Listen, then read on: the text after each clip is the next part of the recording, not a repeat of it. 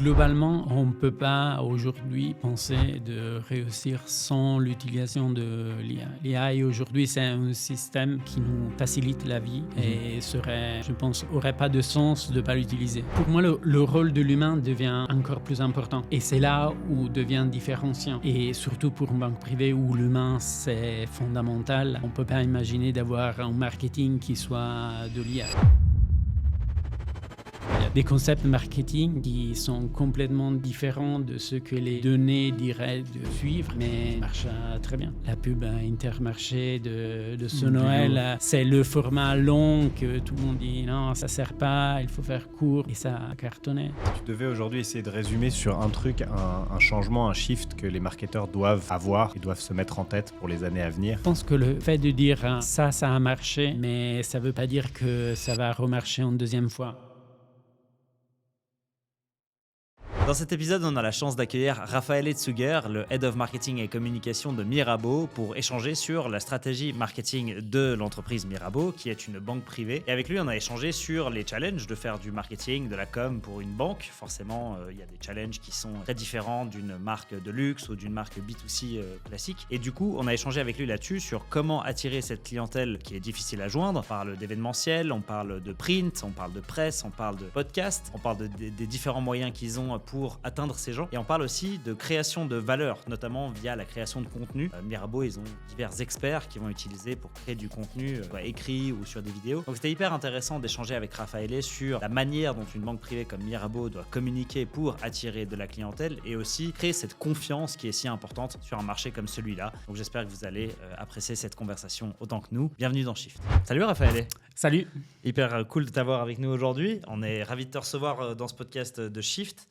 On va commencer par parler un petit peu de ton parcours parce qu'on trouve assez intéressant le fait que tu es passé pas mal de temps dans le luxe où on parle de beaux produits, on travaille avec des stars, etc. Où maintenant, dans le système bancaire, c'est plus faire du marketing, mais on essaie quand même de rester un peu discret, pro. Comment tu as vécu ce shift-là et quelles sont un peu les différences entre les deux ? Alors, tout au début de ma carrière, j'ai quand même commencé dans l'univers bancaire.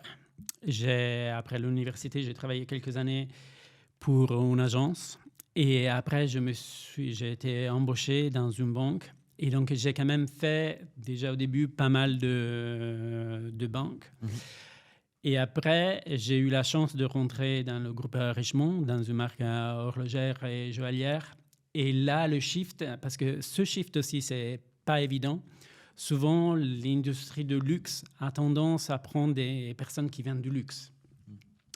Et dans ce cas-là, j'avais la chance de suivre à la banque les mêmes marchés et les mêmes clients. Donc, c'est vrai que la target group était exactement la même pour la banque privée et pour la marque horlogère et joaillière.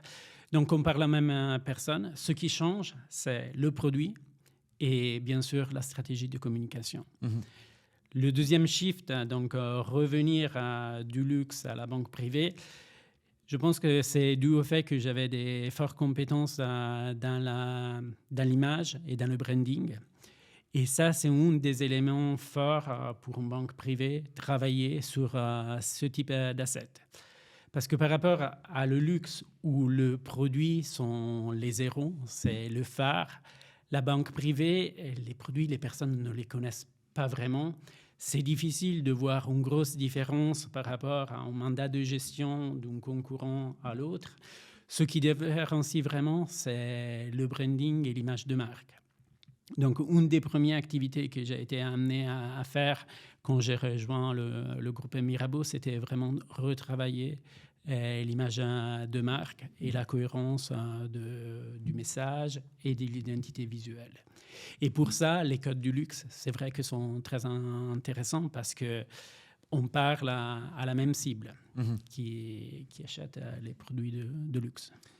Aujourd'hui, c'est quoi parce qu'il y a une espèce de paradoxe entre faire du marketing pour une banque privée qui se veut discrète d'une certaine manière.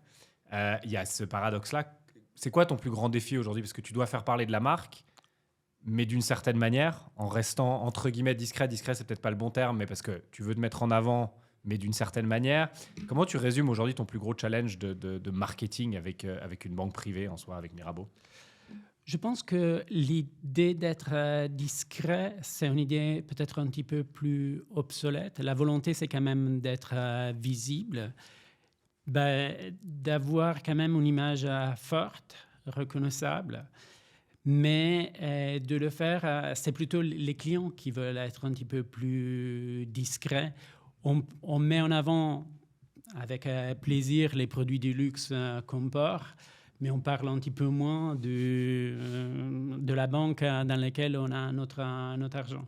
C'est aussi pour ça que c'est très important de travailler toute la partie aussi liée aux activités de sponsoring. Et nous, on en fait beaucoup dans plusieurs domaines. L'art, c'est sûrement un des domaines les plus forts dans lesquels on est présent.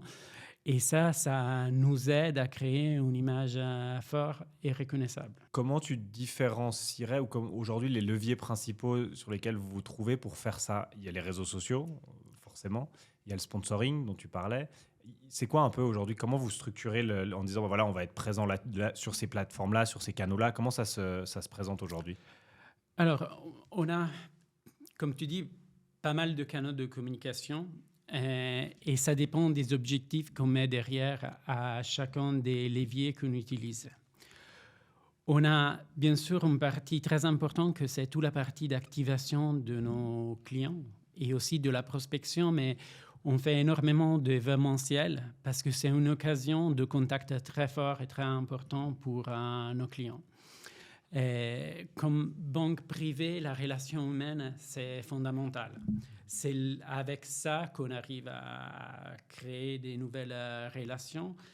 Et nos relationship managers ont besoin d'une série importante de plateformes pour pouvoir interagir. Et donc, c'est pour ça qu'on fait à peu près 160 events par année. Ça veut dire en moyenne presque 2 events par semaine, éparpillés dans les 14 pays, dans les 14 locations dans lesquelles on est présent. Mais ça veut dire qu'il y a un rythme assez important. Et ça, c'est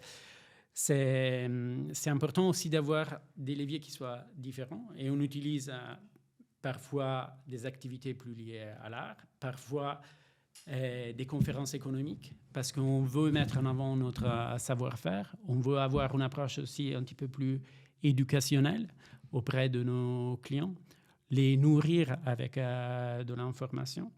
Et après, on a des activités qui sont un petit peu plus légères. Ça peut être des activités liées au sport, au golf, pour les entretenir et pour garder cette relation constante tout le long de l'année. Mm-hmm.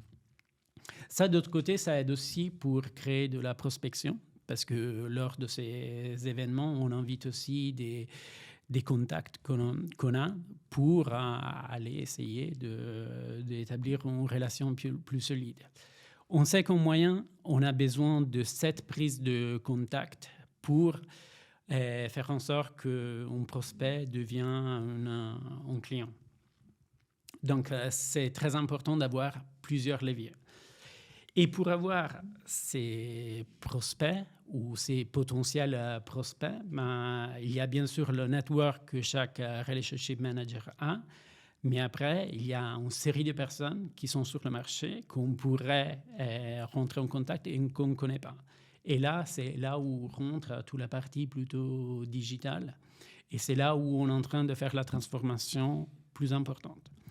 Parce que jusqu'à aujourd'hui, par exemple, notre site Internet était un site vitrine.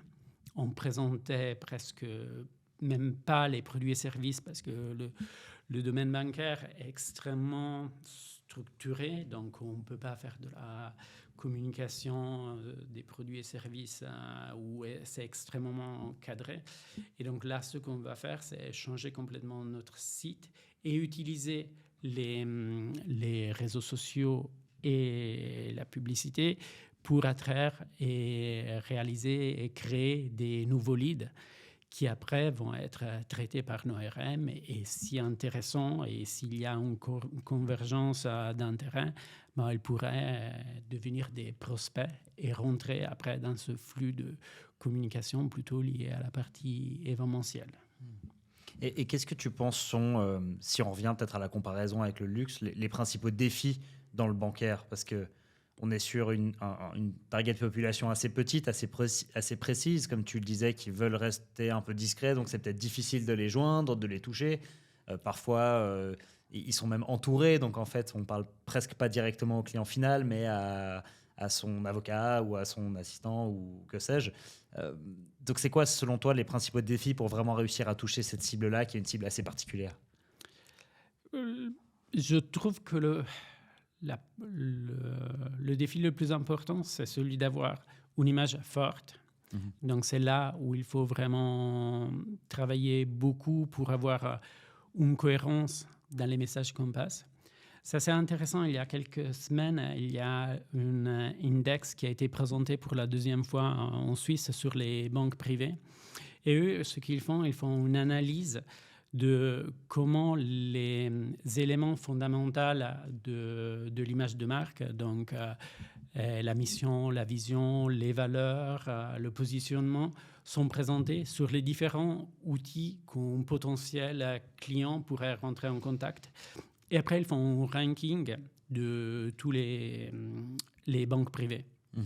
Nous, on a eu la chance de se positionner à la deuxième place sur les soixantaines de banques par rapport à cette cohérence de messages. Donc ça, c'est un point vraiment important, que le message qu'on passe sur tous les canaux soit cohérent. Et après, c'est très important d'établir une relation forte entre le relationship manager et ce potentiel client. Donc, le luxe, il a le produit qui a une force que la banque a un petit peu moins. Après, par exemple, chez Mirabeau, on a des spécificités, on a une partie liée au private asset qui est très fort. Donc, ça amène quand même pas mal de clients ou de prospects, et ça nous différencie peut-être par rapport à d'autres compétiteurs. Mais c'est vrai que d'impact, c'est beaucoup plus facile de faire tomber amoureux quelqu'un d'une montre, d'un sac à main ou d'une robe. Et aussi le fait que visuellement, on voit rien.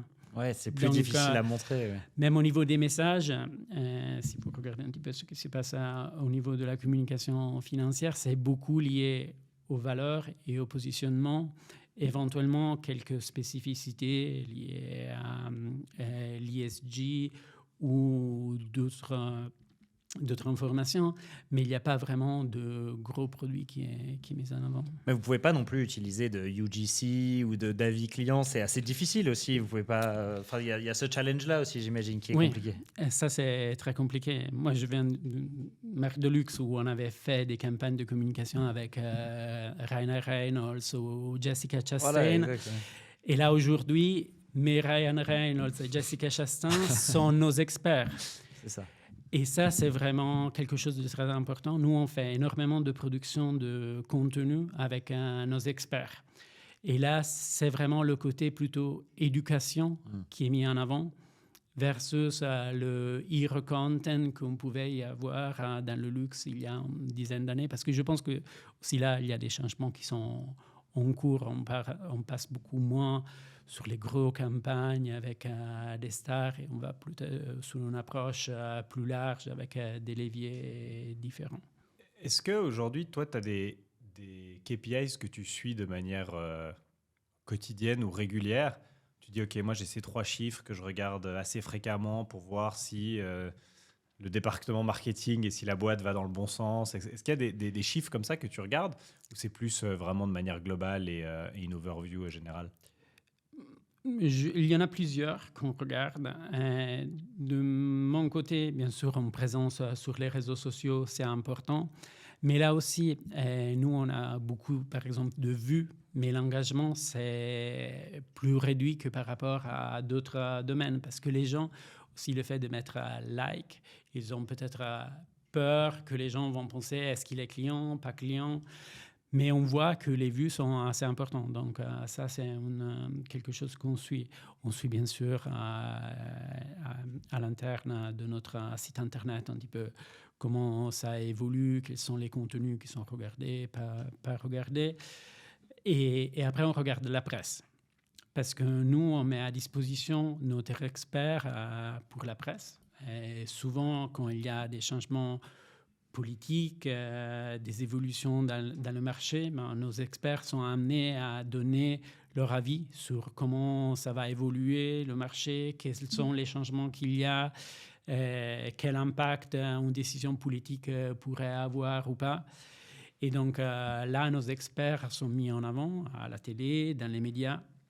Et ça, pour nous, c'est une façon de mettre en avant notre expertise qui ne nous coûte rien, mais qui a une visibilité qui est énorme.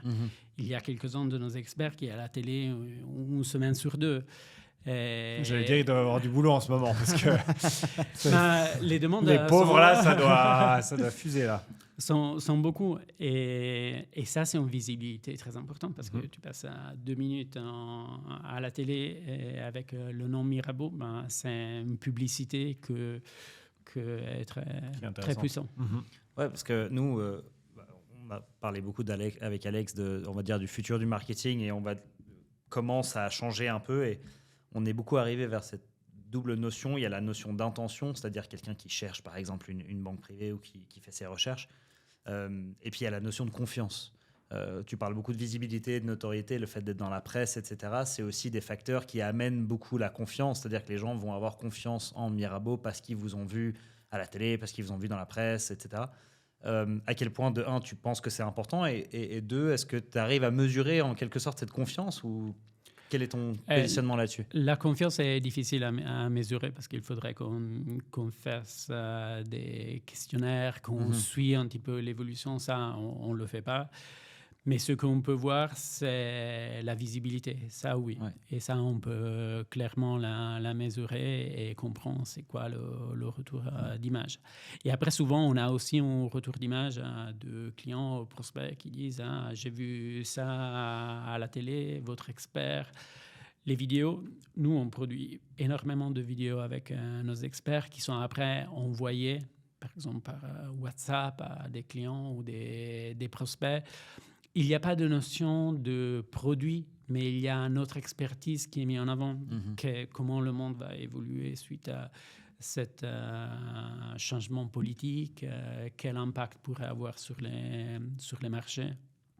Et donc, ça aide à construire de la confiance. Si on fait juste peut-être un petit pas en arrière aujourd'hui, Mirabeau, si on parle marketing, vous êtes structuré comment? L'équipe marketing, c'est combien de personnes et ça ressemble à quoi un peu? Qu'est-ce que vous avez à l'interne? Qu'est-ce que vous faites vous? Je sais que vous avez, tu parlais de contenu, vous avez votre propre studio à l'interne que vous avez mis en place pour faire ces vidéos. Oui, alors on produit, et même on produisait encore plus jusqu'à il y a quelques temps à l'interne, on a des graphistes. On avait aussi un vidéographe. Maintenant, on a décidé, parce que lui, il a décidé de partir et nous, on trouve qu'avoir une structure externe qui nous supporte, ça nous donne un petit peu plus de flexibilité pour éviter qu'on ne produise pas de contenu s'il est malade ou en vacances. Mais donc, on a toute cette production de contenu en interne. Et après, on a des personnes pour la partie digitale, l'événementiel et les relations presse. Donc, c'est une approche assez normale comme structure marketing. Dans ces métiers-là, qu'est-ce que tu ne sortirais jamais? Qu'est-ce que tu mettrais jamais à l'interne? Quelque chose que vous devez absolument avoir ou tu garderais comme ça? Est-ce qu'il y a des choses que tu te dis peut-être qu'on pourrait fonctionner si c'était à l'externe? Aujourd'hui, on l'a à l'interne. Ou est-ce qu'il y a des choses que tu garderais vraiment à l'interne sans hésiter une seule seconde? Je pense qu'aujourd'hui, c'est une activité qui n'a pas une personne dédiée, mais la communication interne pour une banque privée, c'est très important. Parce que nous, on a nos RM qui sont nos ambassadeurs. C'est eux qui sont en contact. C'est eux qui doivent maîtriser le discours. C'est eux qui sont porteurs de l'image. Et donc, c'est très important que la communication interne fonctionne bien. Donc, c'est une réflexion qu'on est en train d'amener pour éventuellement, dans le futur, avoir peut-être une personne dédiée. Maintenant, c'est un petit peu partagé entre plusieurs personnes, mais c'est un rôle qui est vraiment fondamental et que ça, on ne peut pas donner à n'importe quelle structure parce qu'elle ne vit pas les relations, elle ne vit pas les craintes, les succès, les valeurs de l'entreprise. Est-ce que chez Mirabeau, avec ton équipe, parce que du coup, dans la production, c'est beaucoup de création de contenu, que ce soit de vidéo, que ce soit de la presse, est-ce que vous réfléchissez en termes d'étapes, on va dire, de buyer's journey, de parcours utilisateur, c'est-à-dire, tu disais, on doit interagir avec nous 7 fois avant de devenir un prospect. Donc, tu mesures la visibilité, ensuite, je sais pas, le nombre de personnes qui viennent sur le site internet, le nombre de prises de contact, ensuite, est-ce qu'il y a une sorte de tunnel de vente qui est mis en place, ou est-ce que c'est un peu plus large et au final, vous partez du principe qu'en créant du contenu, en offrant de la valeur, en générant de la visibilité, on va recevoir des nouveaux prospects, des nouveaux clients qui vont venir, mais on ne sait pas exactement quand, pas exactement comment, et on ne mesure pas, on va dire, des chiffres ultra précis. Là, pour être complètement transparent, jusqu'à aujourd'hui, c'était un petit peu cette approche qu'on ne savait pas. Ouais. Là, la volonté, c'est au moins au niveau digital d'aller dans une version dans laquelle on sait, où on arrive au moins à mesurer un petit peu plus. Donc, c'est pour ça qu'on est en train de refaire un autre site pour avoir la flexibilité de voir quand et comment on crée des leads par rapport à la mise à disposition de contenus différents. Et par rapport à des campagnes de emailing, chose que pour le moment on ne fait pas encore, mais la volonté c'est dans les prochains 3 à 6 mois d'être opérationnel au moins pour un test pour la Suisse avec cette structure. Ouais, c'est intéressant de voir cette évolution, je trouve ça super. Un sujet qui nous parle particulièrement, parce que c'est notre métier et c'est là où aussi on a de la valeur, c'est tout ce qui est paid ads, campagne payante digitale. Aujourd'hui, vous en faites ? On n'en fait pas beaucoup. Pas beaucoup. Oui. Quand tu dis pas beaucoup, si tu dois comparer, c'est quoi ? C'est 1% du budget pour dire ? C'est une toute petite part du budget aujourd'hui ? C'est une toute petite part du budget, Okay. mais c'est surtout parce qu'aujourd'hui, on n'est pas prêt avec après le site Internet. Donc, ça ne sert à rien d'amener des personnes si après, on n'a pas tout le processus, tout le funnel qui marche qui est en place et qui bien. est... Ok, ouais. Intéressant. Et comment tu penses l'IA forcément l'IA aujourd'hui, notamment dans la création de contenu, c'est intéressant parce que ce soit la création de contenu texte ou même vidéo, l'IA est de plus en plus présente aujourd'hui. Déjà, comment est-ce que vous l'utilisez, si vous l'utilisez, et quel est, tu penses, l'impact et l'importance que l'IA va prendre dans le marketing chez Mirabeau dans les années à venir ? Je pense que globalement, on ne peut pas aujourd'hui penser de réussir sans l'utilisation de l'IA. L'IA aujourd'hui, c'est un système qui nous facilite la vie et serait, je pense, n'aurait pas de sens de ne pas l'utiliser. Et nous, ça nous enlève des tâches qui sont peut-être plus répétitives, comme des analyses. Mais après, il y a toujours un contrôle qui est fait au niveau de l'humain. Là, par exemple, dans la refonte de notre site, on va travailler avec une app IA pour la création des pages en sandbox et ça nous permet d'aller beaucoup plus vite que si on doit travailler avec une graphiste qui nous prépare des visuels, qui est après codé par quelqu'un et après on revient sur des versions et on perd du temps, on perd de l'argent, tandis que là, on peut le faire pratiquement in-house sans besoin de gros outils et avec une vitesse importante. Après, ça ne veut pas dire que ça va être cette version-là du site qu'on va mettre en live. Il y aura tout un travail de codage qui va être fait par des structures externes avec lesquelles on travaille. Mais toute la partie de réflexion va beaucoup plus vite. Tu penses que l'IA va amener un marketing plus technique, parce que tout le monde va faire la même chose avec l'IA, puis on aura tous les mêmes vidéos, puis tous les mêmes textes, puis tous les mêmes machins, ou au contraire, en fait, on va arriver vers un marketing plus humain, parce qu'en fait, tout le monde en aura marre, entre guillemets, tu vois, Pour moi, le rôle de l'humain devient encore plus important. Et c'est là où devient différenciant. Et surtout pour une banque privée où l'humain, c'est fondamental, ben, on ne peut pas imaginer d'avoir un marketing qui soit de l'IA. C'est pour ça qu'on essaye quand même d'avoir beaucoup de créativité, essayer d'aller au-delà de ce que dit que l'IA nous propose et faire en sorte d'avoir des choses qui sont complètement différentes. Et ça, je pense que le marché le démontre clairement. Il y a des concepts marketing qui sont complètement différents de ce que les données diraient de suivre, mais qui marchent très bien. La pub Intermarché de ce Noël, c'est le format long que tout le monde dit non, ça ne sert pas, il faut faire court, beaucoup. Et ça cartonnait. Ou une approche comme celui de Marty Supreme pour la promotion du film, c'est des codes complètement différents de celles de l'industrie et ça a eu énormément de succès. Donc, je pense qu'il faut toujours ramener de la créativité pour aller basculer ces codes. C'est plus difficile sur un secteur comme la banque privée dans lequel il y a des contraintes au niveau de la communication qui sont assez importantes, même chose que l'alcool ou le tabac. Mais il faut réussir à un petit peu changer ces codes. Ouais, tout ce qui est financier, légal, etc. aussi, hein, c'est des sujets qui sont, comme tu dis, contraints, où il y a un certain cadre. Mais est-ce qu'il n'y aurait pas un intérêt à ce que... je sais pas, une banque privée essaie quelque chose de ultra bold, de très out of the box, qui sorte un peu de ce cadre-là? Tu penses quoi? Est-ce qu'il y a une place à prendre peut-être sur quelque chose d'un peu plus créatif et poussé? Il y a des acteurs qui essayent et il y en a que ça marche un petit peu moins, soit au niveau de l'image, soit au niveau des activités qu'ils font. Tu as un exemple d'un truc que tu as aimé qui a été fait par une autre banque aujourd'hui. Tu te dis, tiens, franchement, c'était pas mal. Même si vous ne l'auriez jamais fait parce que ça ne fit pas avec votre marque, etc. Mais où tu te dis, franchement, ça, c'est cool. Ils ont fait un truc intéressant.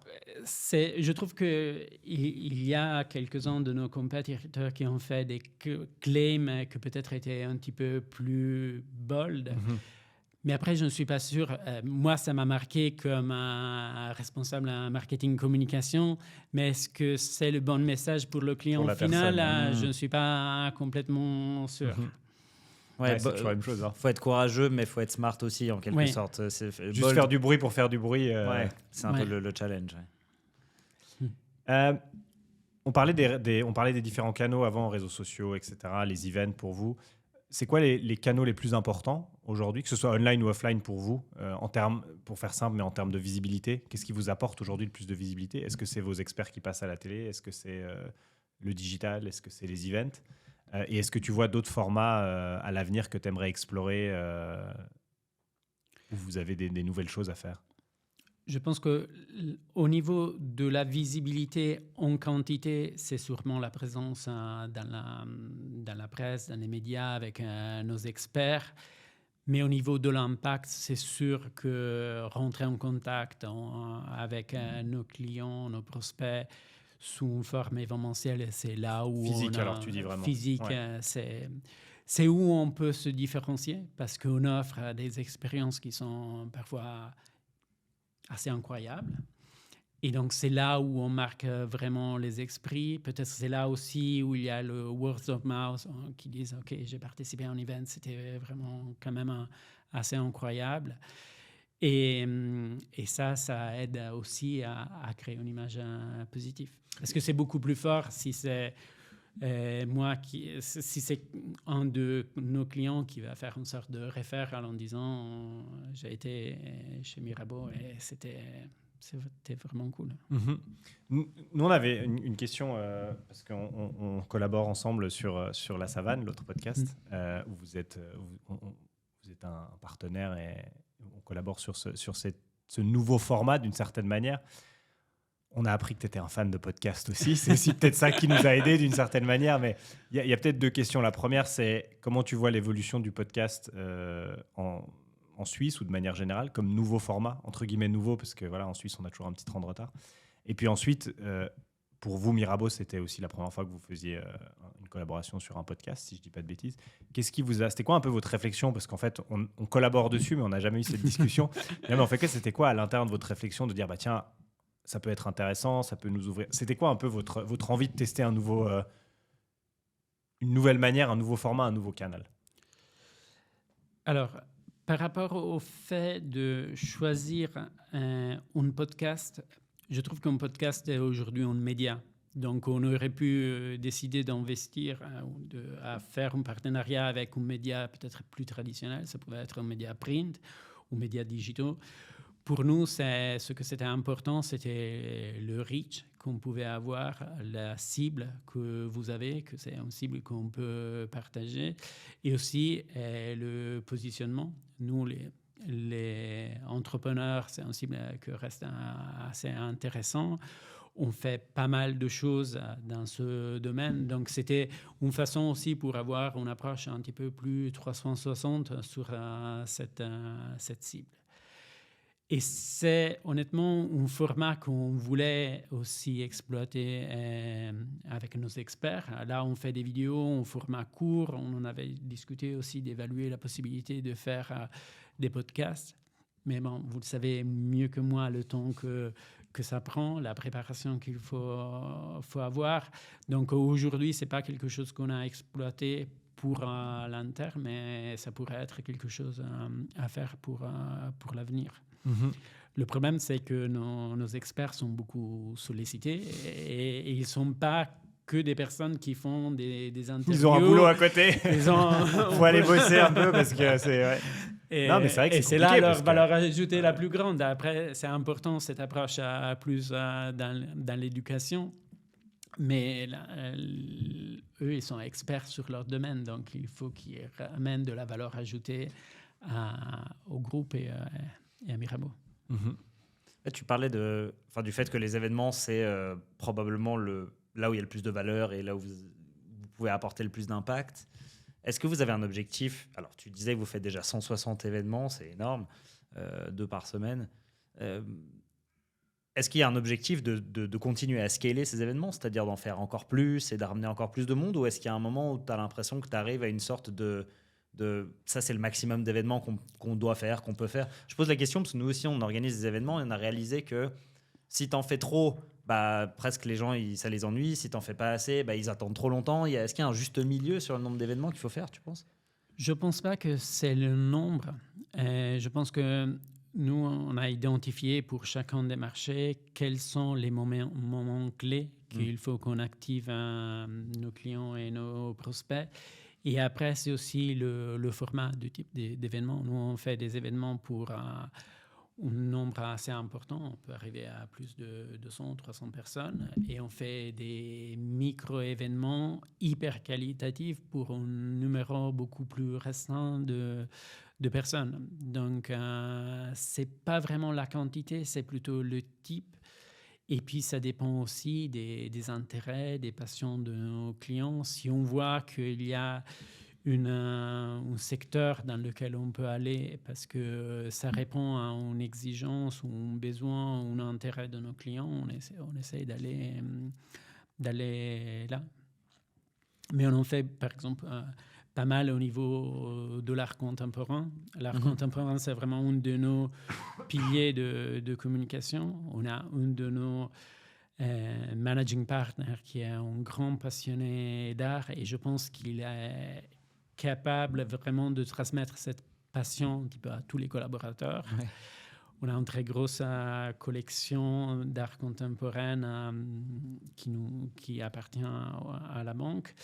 Et donc, on active tout l'univers de l'art. On fait des événements liés à nos grands partenariats, par exemple avec le Centre Pompidou.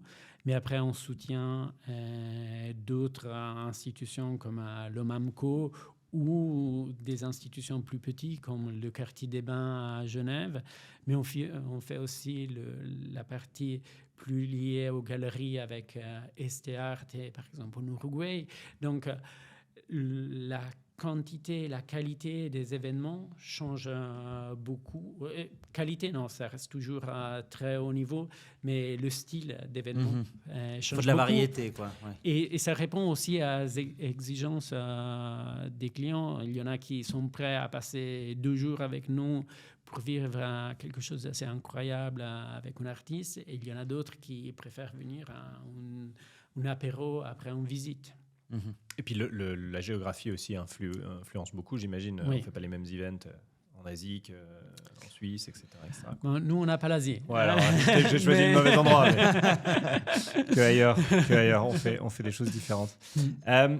C'est quoi les skills pour toi du marketeur 2030 si tu cherches ton remplaçant en 2030, si tu veux engager quelqu'un d'autre? Alors j'imagine que ça dépend des postes, etc. Mais sur le principe, le marketeur de demain, il doit avoir quoi comme skills? Je pense que la curiosité, c'est indispensable. Parce que les technologies évoluent tellement vite qu'il faut toujours avec cette fin de connaître, envie de découvrir. Si on reste sur ce qu'on faisait il y a 2 ans, c'est trop tard. Il faut essayer d'anticiper le futur. Après, il y a un gros composant que c'est la gestion humaine. Il y a des équipes qui sont quand même assez importantes, avec des profils un petit peu différents. On passe des personnes très créatives à des personnes peut-être un petit peu plus structurées. Il y a le management, et donc réussir à bien gérer les relations interpersonnelles, c'est vraiment quelque chose de très important. Après, je pense que c'est pas des connaissances spécifiques. Moi aussi, j'ai mes experts qui connaissent beaucoup mieux que moi les détails dans leur domaine spécifique. Mais ce que c'est important, c'est d'avoir quelqu'un qui est capable d'être un petit peu le maître d'orchestre et qui sait bien quel canot, quel levier, quel message passer à quel moment. Ok, donc c'est vraiment réussir à avoir cette adaptabilité et puis cette curiosité d'évoluer. Oui. Parce que qu'est-ce que tu penses sont les challenges des 5 prochaines années dans le marketing de manière générale? Est-ce que c'est les canaux qui vont shifter? Est-ce que c'est l'IA? Est-ce que c'est d'autres éléments qui vont arriver? Comment tu vois le marketing de manière générale peut-être sur les 5-10 prochaines années? C'est pas facile comme question. Non. Hein.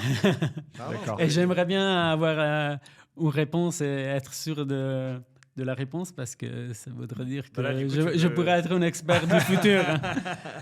Mais non, c'est sûr que l'IA va bousculer encore plus ce qu'on fait au niveau du marketing et de la communication.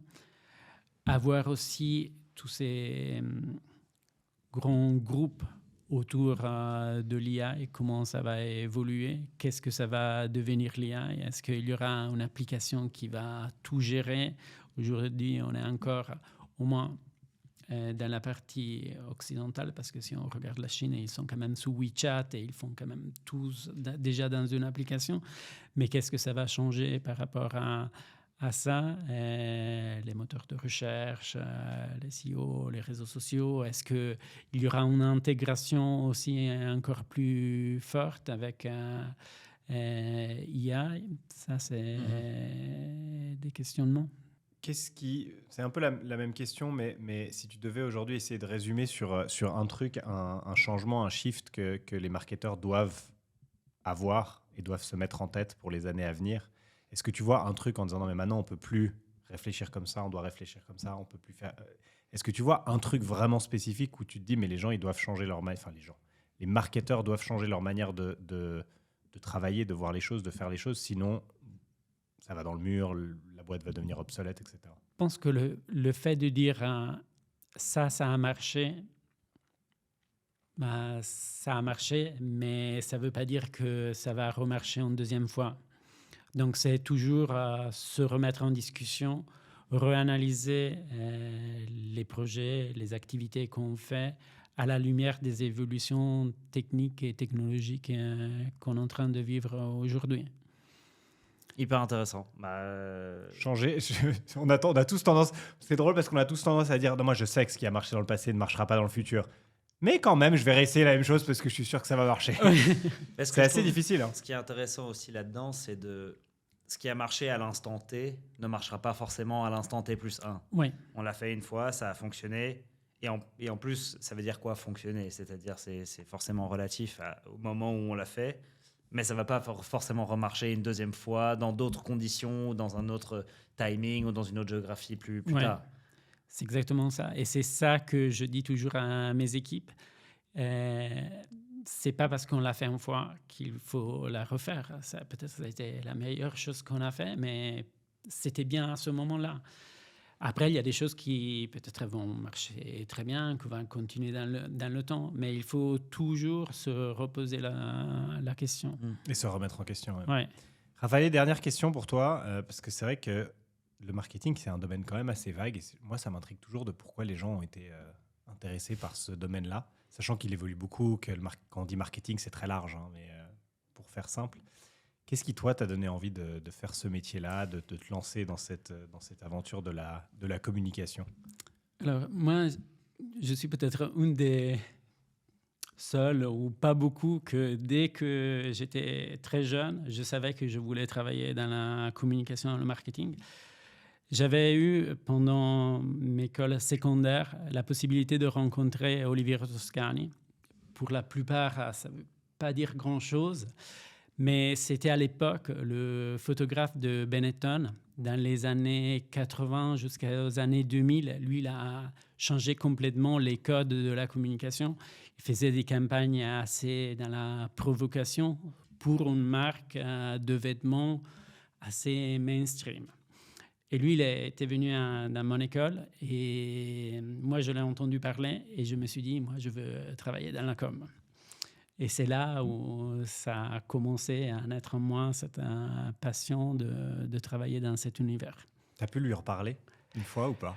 Alors, je lui ai écrit, parce qu'à l'époque, on écrivait les encore. lettres. Et il m'a envoyé une lettre très belle dans laquelle il me souhaitait beaucoup de succès et tout ça. Et c'est un très beau souvenir. Génial. Que tu as encadré chez toi et accroché au mur. Au bureau. Non, malheureusement pas, mais non, c'est un très beau souvenir. Et ça, je pense, si je réfléchis aussi au fait que l'école joue un rôle important. Moi, c'était mon prof de dessin qui avait organisé ça. Et ça m'a vraiment... Je pense que c'est une des 3 personnes qui a contribué fortement à mon développement professionnel.